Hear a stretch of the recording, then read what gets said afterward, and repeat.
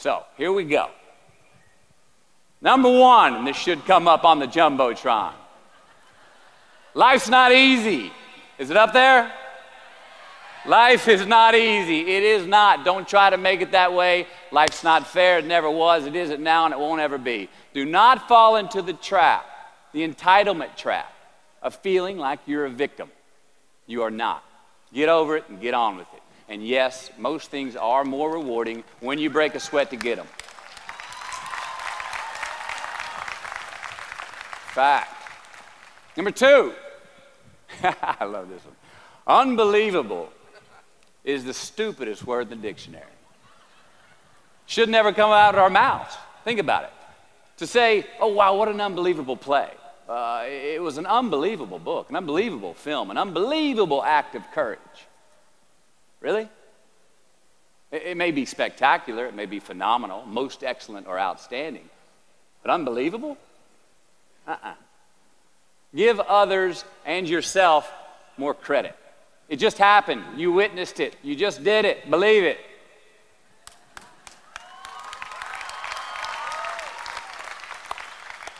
What about the other side of unbelievable? You know, that side when we humans underperform or act out of our best character. For instance, man flies a suicide jet into the World Trade Center. Millions die from diseases every day that we have cures for. Bob the Builder swears that he's going to have your house built by Thanksgiving, and you can't move in until Christmas the next year. Our best friends lie to us, and we lie to ourselves all the time. Unbelievable? I don't think so. Again, it just happens, and it happens every day. Nothing that we Homo sapien earthlings do is unbelievable. And if there's one thing you can depend on people being, it's people. So we shouldn't be surprised. We, us, are the trickiest mammals walking the planet. I'm not worried about the monkeys. I'm worried about you and me. So acknowledge the acts of greatness as real, and do not be naive about mankind's capacity for evil, nor be in denial of our own shortcomings.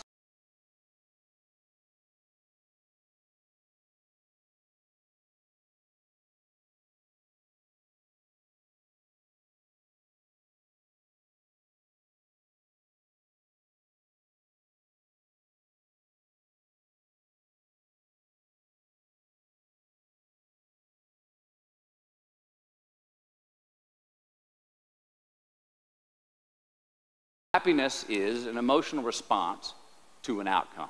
If I win, I will be happy. If I don't, I won't. It's an if-then, cause and effect, quid pro quo standard that we cannot sustain because we immediately raise it every time we attain it.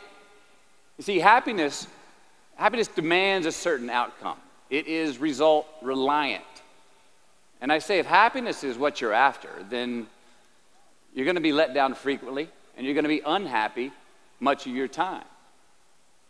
Joy, though, joy is a different thing. It's something else. Joy is not a choice. It's not a response to some result. It's a constant. Joy is the feeling that we have from doing what we are fashioned to do, no matter the outcome. Now, personally, as an actor, I started enjoying my work and literally being more happy when I stopped trying to make the daily labor a means to a certain end. For example, I need this film to be a box office success. You know, I need my performance to be acknowledged. I need the respect of my peers. All those are reasonable aspirations, but the truth is, as soon as the work, the daily making of the movie, the doing of the deed became the reward in itself for me, I got more box office, more accolades and respect than I ever had before. See, joy is always in process. It's under construction. It is in constant approach, alive and well in the doing of what we're fashioned to do and enjoying it. Number 4, define success for yourself. You already like that one? Define success for yourself. Now check this out. I'm in south of New Orleans a few years ago, and I went to a voodoo shop. And they had this wooden partition against the wall with these columns. And in these columns were all these vials of these magic potions, right? And the headings above each potion defining what they would give you were things like fertility, health, family, legal help, energy, forgiveness, money. Guess which column was empty? Money. Let's admit it. Money is king today. It's what makes the world go round. It is success. The more we have, the more successful we are, right? Now, I would argue that our cultural values have even been financialized. Humility is not in vogue anymore. It's too passive. It's a get-rich-quick on the internet, richest 15 minutes of fame world that we live in, and we see it every day. But we all want to succeed, right? So the question that we've got to ask ourselves is what success is to us, what success is to you. Is it more money? That's fine. I got nothing against money. I don't. Maybe it's a healthy family. Maybe it's a happy marriage. Maybe it's to help others, to be famous, to be spiritually sound, to leave the world a little bit better place than you found it. Continue to ask yourself that question. Now, your answer may change over time, and that's fine. But do yourself this favor. Whatever your answer is, don't choose anything that will jeopardize your soul. Prioritize who you are, who you want to be, and don't spend time with anything that antagonizes your character. Don't drink the Kool-Aid, man. It tastes sweet, but you will get cavities tomorrow, all right? Life is not a popularity contest. Be brave, take the hill, but first answer that question, what's my hill? So, how do I define success? For me, myself. Well, for me, it's a measurement of 5 things. We got fatherhood. We got being a good husband. We got my health, mind, body, and spirit. We got career, and we got friendships. These are what's important to me in my life right now. So I try to measure these 5 things each day.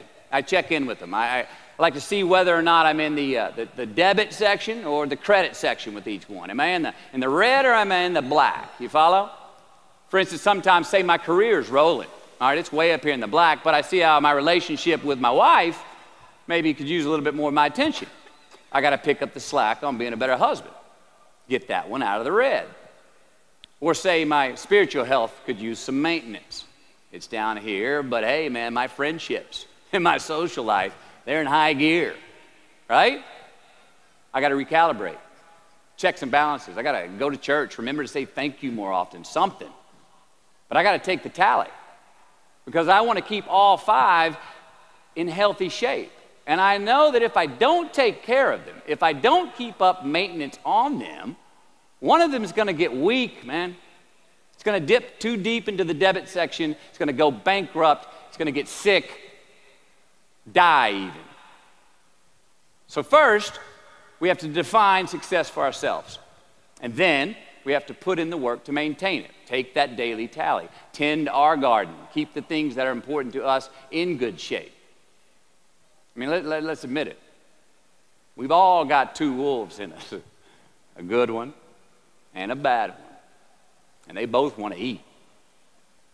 The best I can tell, we just got to feed that good one a little more than the other one. Here we go. Number 5. Process of elimination is the first step to our identity. AKA, where you are not is as important as where you are. All right, 1992, I got my first job as an actor. 3 lines, 3 days work in a film called Dazed and Confused. All right. All right, all right, all right. There we go. So this director of that film, Richard Linklater, he kept inviting me back to set each night, putting me in more scenes, which led to more lines, all of which I happily said yes to. I mean, I'm having a blast. People are telling me I'm good at what I'm doing, and they're writing me a check for $325 a day. I mean, hell yeah, give me more scenes. I love what I'm doing. Well, by the end of the shoot, by the end of the film, those 3 lines had turned into over 3 weeks' work, and it was mine. It was Wooderson's 1970 Chevelle that we went to go get Aerosmith tickets in, man. Yeah, it was badass. Well, a few years ago, I'm watching this film again, and I noticed two scenes that I really shouldn't have been in. In one of these scenes, my character Wooderson, I exit screen left to head somewhere, and then I re-enter the screen and to double check if any of the other characters wanted to go with me. Now, in rewatching the film, and you'll agree if you know Wooderson, Wooderson's not a guy who would ever say, later, and then come back to see if you were sure you didn't want to go. Now, when Wooderson leaves, Wooderson is gone. He does not stutter, step, flinch, rewind, ask twice, or solicit. You know what I'm talking about. Wooderson has better things to do, like liking those high school girls, man, because I get older and they stay the same age. My point is, I should not have been in that scene. Shouldn't have come back. Should have exited screen left and never come back. But back then, making my first film, getting invited back to the set, cashing that check and having a ball, I wanted more screen time. I wanted to be in the scene longer and more and come back into the scene, right? But I shouldn't have been there. Wooderson shouldn't have been there. It is just as important where we are not as it is where we are. Look, the first step that leads to our identity in life is usually not, I know who I am, I know who I am. That's not the first step. The first step's usually, I know who I am not. Process of elimination. Defining ourselves by what we are not is the first step that leads us to really knowing who we are. You know that group of friends that you hang out with that they really might not bring out the best in you? You know, they gossip too much, or they're kind of shady. They really aren't going to be there for you in a pinch. Or how about that bar that we keep going to that we always seem to have the worst hangover from? Or that computer screen, right? That computer screen that keeps giving us an excuse not to get out of the house and engage with the world and get some real human interaction. Or how about that food that we keep eating, the stuff that tastes so good going down, it makes us feel like crap the next week, when we feel lethargic and we keep putting on weight? Well, those people, those places, those things, stop giving them your time and energy. Just don't go there. I mean, put them down. And when you do this, when you do put them down, when you quit going there, and you quit giving them your time, you inadvertently find yourself spending more time and in more places that are healthy for you, that bring you more joy. Why? Because you just eliminated the who's, the where's, the what's, and the when's that were keeping you from your identity. Like, trust me, too many options, I promise you this, too many options will make a tyrant of us all. All right, so get rid of the excess, the wasted time. Decrease your options. And if you do this, you will have accidentally, almost innocently, put in front of you what is important to you by process of elimination. Knowing who we are is hard. It's hard. So give yourself a break. Eliminate who you are not first, and you're going to find yourself where you need to be. Number 6, don't leave crumbs. And the beauty of delayed gratification. So what are crumbs?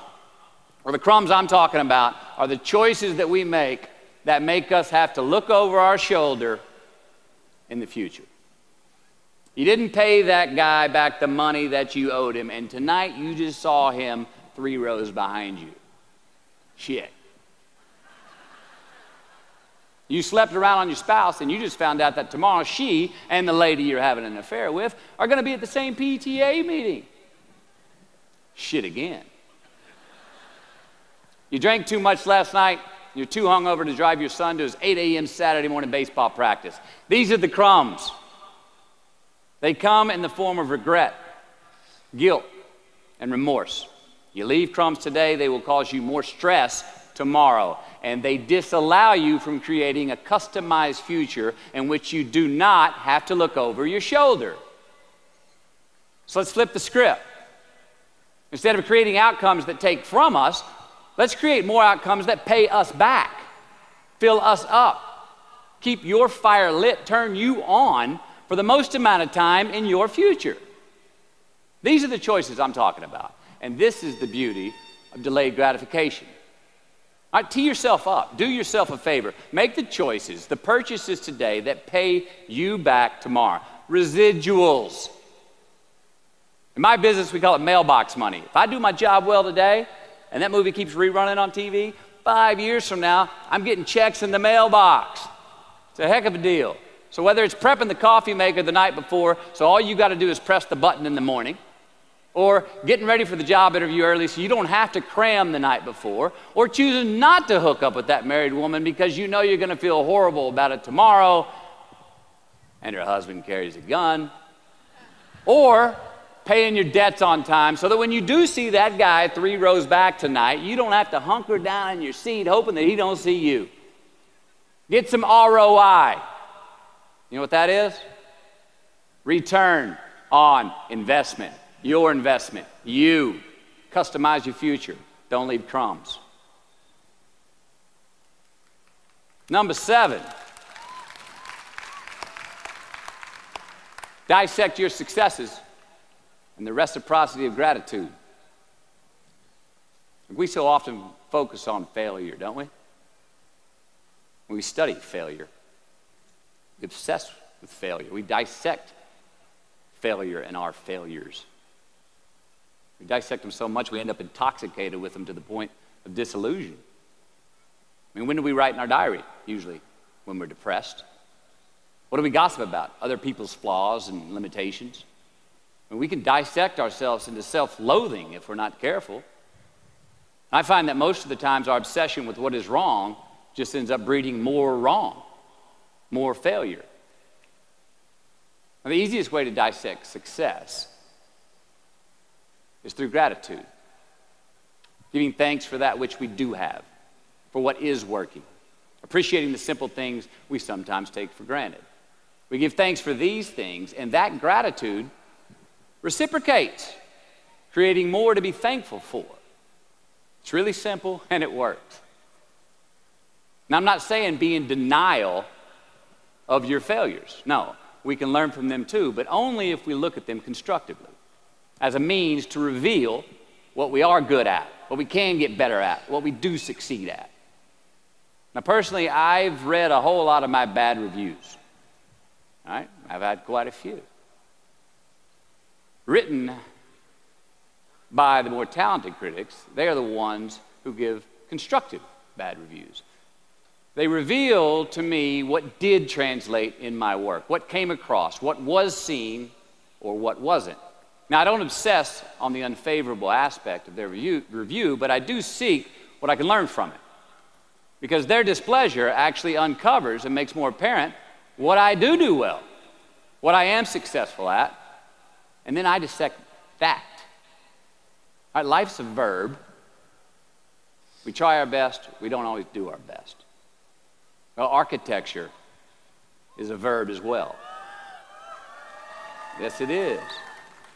And since we are the architects of our own lives, let's study the habits, the practices, the routines that we have that lead to and feed our success, our joy, our honest pain, our laughter, our earned tears. Let's dissect that and give thanks for those things.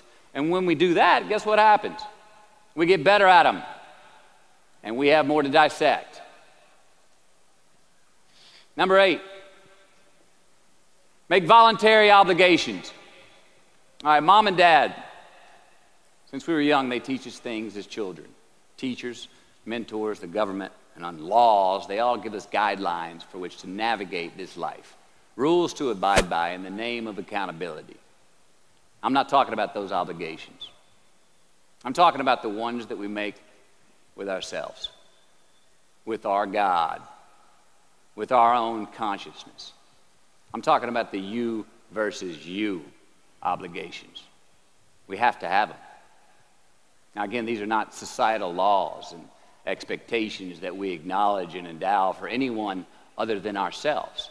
These are faith-based obligations that we make on our own.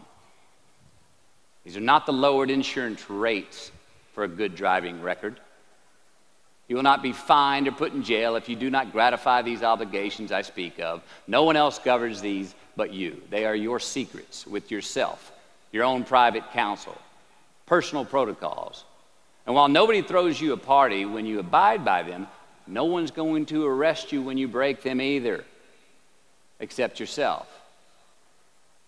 Or some cops who got a disturbing the peace call at 2:30 in the morning because you were playing bongos in your birthday suit.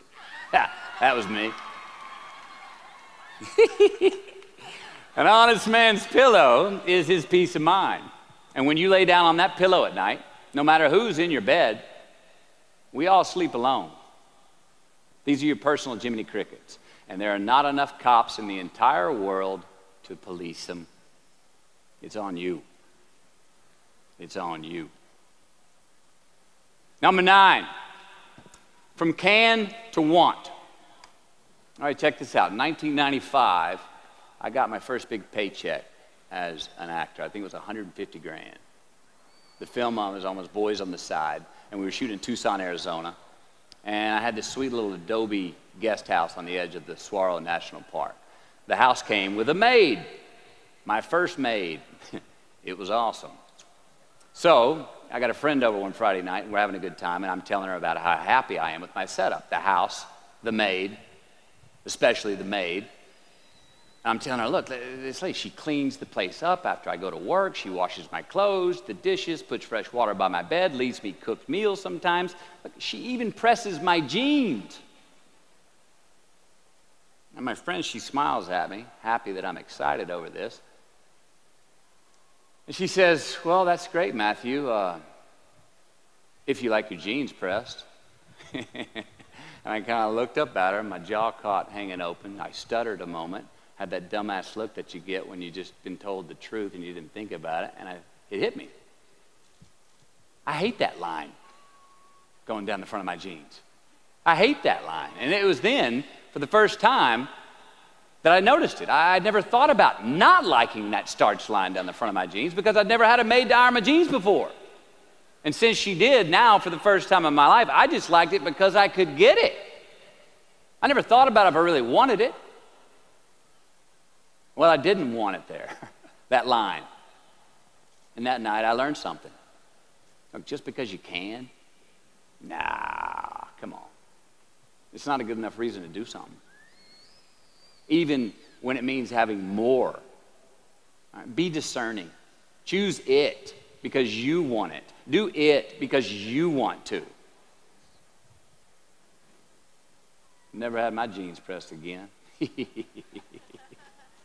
I hate that line. Number 10, a roof is a man-made thing.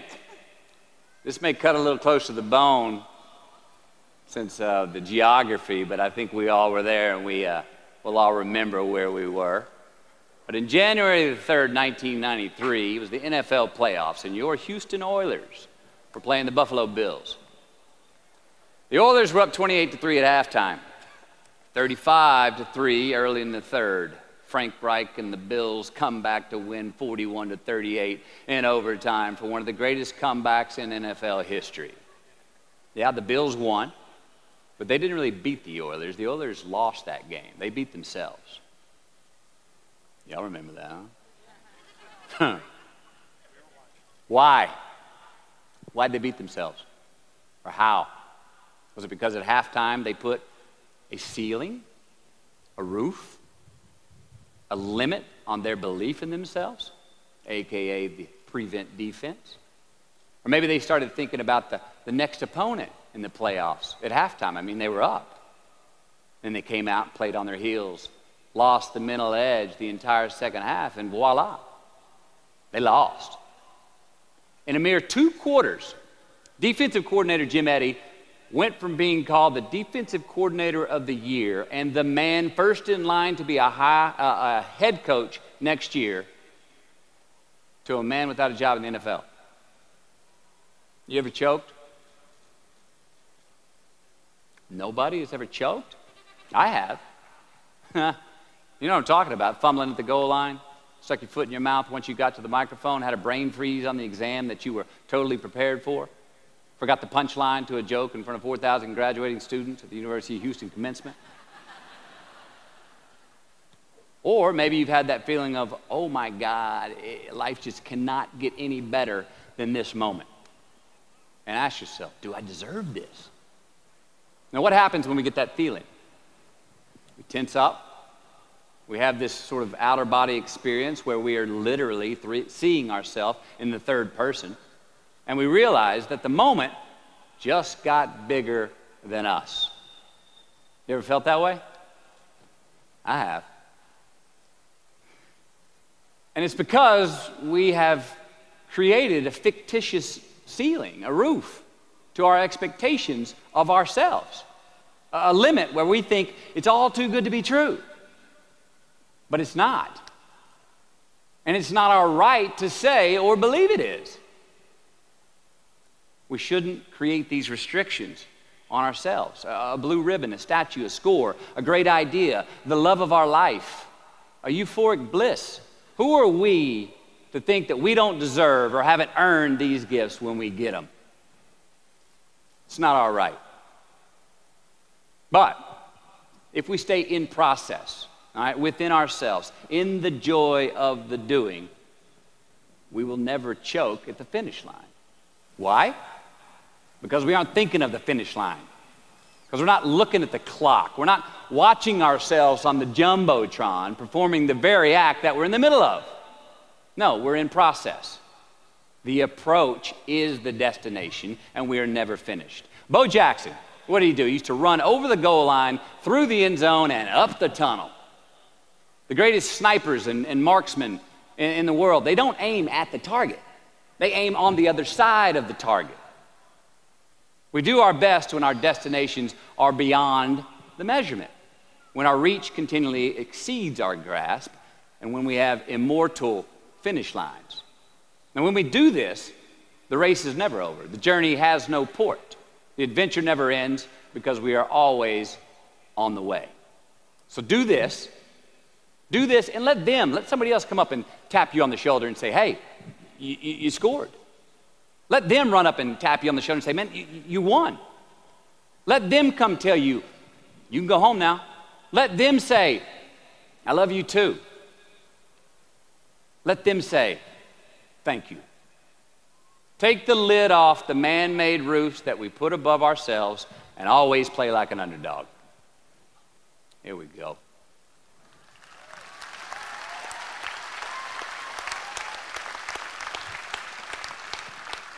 Number 11, turn the page.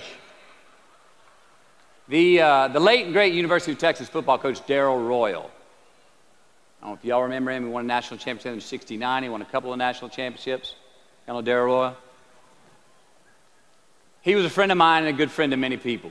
Now, a lot of people looked up to this man. One of the people that looked up to him was a musician named Larry. Now, at this time in his life, Larry was in the prime of his country music career. He had #1 hits, and his life was rolling. He had picked up a bad habit of snorting the white stuff somewhere along the line, and at one particular party, after a bathroom break, Larry went confidently up to his mentor, Darrell, and he started telling him a story. Coach Royal listened, as he always had. And when Larry finished his story and was about to walk away, Coach Royal put a gentle hand on his shoulder, and he very discreetly said, hey, Larry, you got something on your nose there, bud. Well, Larry immediately hurried to the bathroom mirror where he saw some of the white powder that he hadn't cleaned off his nose. He was ashamed. He was embarrassed, as much because he felt so disrespectful to Coach Royal, and as much because he'd obviously gotten too comfortable with the drug to even hide it as well as he should. Well, the next day, Larry went to Coach's house. He rang the doorbell. Coach answered, and he said, Coach, I need to talk to you. Darrell said, sure, come on in. Larry confessed. He purged his sins to Coach. He told him how embarrassed he was and how he had lost his way in the midst of all this fame and fortune.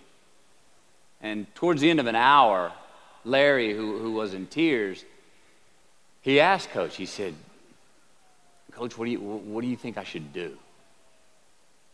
The coach, being a man of few words, just looked at him and calmly said, Larry, I have never had any trouble turning the page in the book of my life. Larry got sober that day, and he's been sober for the last 40 years. You ever get in a rut? You know what I'm talking about? You get in a funk. You get stuck on the merry-go-round of a bad habit. I have. Look, we're going to make mistakes. You got to own them. Then you got to make amends. And then you got to move on. Guilt and regret kills many a man before their time. So turn the page, get off the ride. You are the author of the book of your life. Turn that page.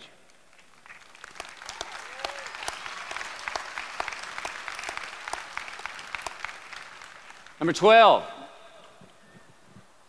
give your obstacles credit.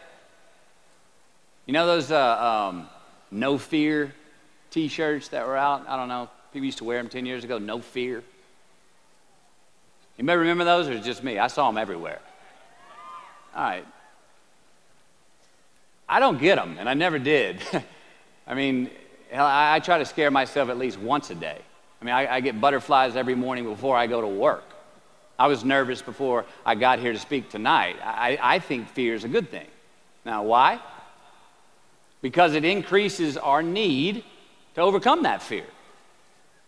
All right, so say your obstacle is fear of rejection. All right, you want to ask her out, or you want to ask him out, but you fear that he or she may say no. All right, you want to ask your boss for that promotion, but you're scared he's going to think you're overstepping your bounds. Well, instead of denying those fears, declare them. Say the fear out loud. Admit it. Give them the credit they deserve. Don't get all macho and act like they're no big deal. And don't get paralyzed by denying that they exist and therefore abandoning your need to overcome them. I mean, I'd even subscribe to the belief that we're all destined to have to do the thing that we fear the most anyway, at some point. So give your obstacles credit, and you will, 1, find the courage to overcome them, or you will, 2, see more clearly that they're not really worth prevailing over. So be brave, have courage, and when you do, you get stronger, you get more aware, you get more respectful of yourself and that which you fear. Number 13. So how do we know when we cross the truth? 13. 13. Someone was asking, why did I pick 13? That's an unlucky number. Well, I don't know when 13 got the bad rap and became the mongrel of numerology. It's never done me wrong, 13. In fact, 13 has been a pretty lucky number for me, and I want to tell you how. I've always taken these 21-day trips by myself to far-off places where I usually don't know the language and nobody knows my name. They're adventures, one, but they're also a purge. All right, they're a cleanse for me. They're like a 21-day fast from attention, from all the things I have in my well-appointed life. They're a check out so I can check in with me, see how I'm doing, be forced to be my own and my only company, to have a look in my mirror. And we all know what can happen when we do that. Sometimes we do not like what we see. Well, in 1996, right after I got famous from a film I did called A Time to Kill, I headed out on one of these 21-day walkabouts, and this time to the jungles and the mountains of Peru. The sudden fame that I just gotten was somewhat unbalancing. My face was everywhere. Everyone wanted a piece of me. People I'd never met were swearing that they loved me. Everywhere I went, there I was on a billboard, a magazine cover. It was just weird overall. You know, I was asking myself, what's the reality in this and what's the bullshit? Did I deserve all this? These were all questions I was asking myself. Well, who was I was another. Now, there's always an initiation period with these trips. An amount of time that it takes for the place to initiate the traveler. The time it takes to disconnect from the world that we just left and become completely present in the one we are traveling in. Now for me, that initiation period usually lasts about 13 days. 13 hellish days until I am out of my own way. And after that, the whole trip is really fun and smooth sailing. Well, it was the night of the 12th day of my 21-day trip. I'm settling into camp. I'd already hiked 80 miles to this point, and I had a 3-day trek ahead of me to Machu Picchu. and I was full on sick of myself. Wrestling with the loss of my anonymity. I was guilt-ridden for sins of my past. I had a lot of regret. I was lonely, disgusted with my company, mine, and I was doing a pretty good job of mentally beating the shit out of myself. Anyway, grappling with these demons on this night, I couldn't sleep. All of these badges and banners and expectations and anxieties that I was carrying with me, I needed to free myself from them. Who was I asked myself. I mean, not only on this trip, but in this life. So I stripped down to nothing. I took every moniker that gave me pride and confidence, all the window dressings, the packaging around the product. I discarded them all. I got rid of my lucky and faithful American cap. I stripped off all my talismans from adventures past. I even discarded my late father's gold ring with an M on it that he gave to me. And it was a meltdown of he and my mom's class rings and gold from my mom's teeth. I even got rid of that. I was naked, literally and figuratively. And I got sick. Soaked in sweat, I threw up and a mile left in my belly. And I found out. Now, a few hours later, I awoke on this 13th morning to a rising sun, surprisingly fresh and energized. I dressed, made some tea, and I went for a morning walk. Not towards my destination, Machu Picchu, but rather to nowhere in particular. My gut was still a bit peaked from last night's purge, but I curiously felt pretty good. I felt alive. I felt clean. I felt free and light. Along a muddy path on this walk, I turned a corner. And there in the middle of the road was this mirage of the most magnificent pinks and blues and red colors that I'd ever seen. It was electric, glowing and vibrant, just hovering just off the surface of the jungle floor as if it was plugged into some neon power plant. I stopped, I stared, there was no way around it. The jungle floor in front of me was actually thousands of butterflies there in my path. It was spectacular. So I stayed a while. And somewhere in my captivation, I heard this little voice inside my head say these words. All I want is what I can see. And all I can see is what's in front of me. Now, at that moment, for the first time on this trip, I had stopped anticipating what was around the corner. For the first time, I stopped thinking about what was coming up next, what was up ahead. Time slowed down. I was no longer in a rush to get anywhere, and my anxieties were greatly eased. A few hours later, I returned to camp, packing for my continuing journey. I had a bang in my step. Even the local Sherpas I was traveling with, they noticed calling out to me, "Sois luz, Mateo, sois luz," which means you are light in Spanish. See, I forgave myself that morning. I let go of the guilt. The weight that was on my shoulders was lifted. My penance was paid. And I got back in good graces with my God. And I shook hands with myself, my best friend, the one that we're all stuck with anyway, ourselves. And from that morning on, the adventure was awesome. I was present. I was out of my own way. I was not anticipating next. I was embracing only what was in front of my eyes and giving everything the justice that it deserved. You see, I crossed the truth that morning. Now, did I find it? I don't know. I think it found me. Why? Because I put myself in a place to be found. I put myself in a place to receive the truth. So how do we know when we cross the truth? Well, I think the truth's all around us all the time. I mean, I think the answer, it's always right there or right there. I think it's all around us. We just don't always see it. We don't always grasp it, hear it, access it. Usually because we're not in the right place to do so. So what do? First, I believe we've got to put ourselves in the place to receive the truth.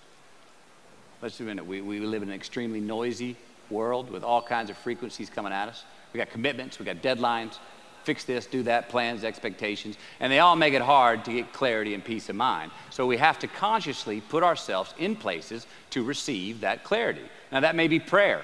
That may be meditation. That may be a walkabout. That may be being in the right company, a road trip. Whatever it is for you, schedule that time. Schedule it. So, If we do that, if we hear it, if we put ourselves in a place to hear it, and we do, and it's become clear, a truth, natural and infinite, then the second part comes, which is to personalize it. Ask yourself how it works for you, how it applies to you personally, why you need it in your life specifically. And if you do that, then comes the third part. Have the patience to internalize it and get it from our intellectual head, thinking about it, and into our bones and our soul and our instinct. Now, we cannot rush this part. It does take time. So if we get that far, we've received it, we've personalized it, and we've internalized it. If we make it that far, then comes the biggie, man. This comes the fun one.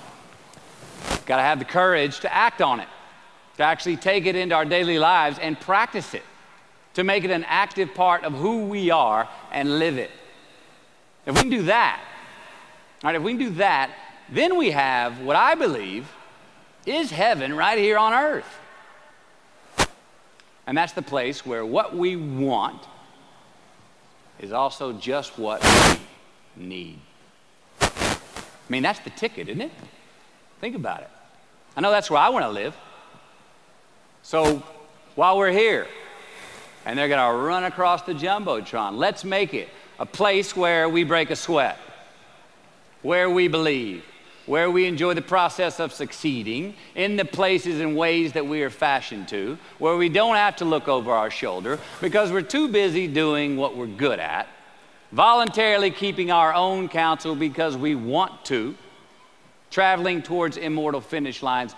We write our own book, overcoming our fears. We make friends with ourselves. And that is the place that I'm talking about. Thank you. Good luck. You just keep living.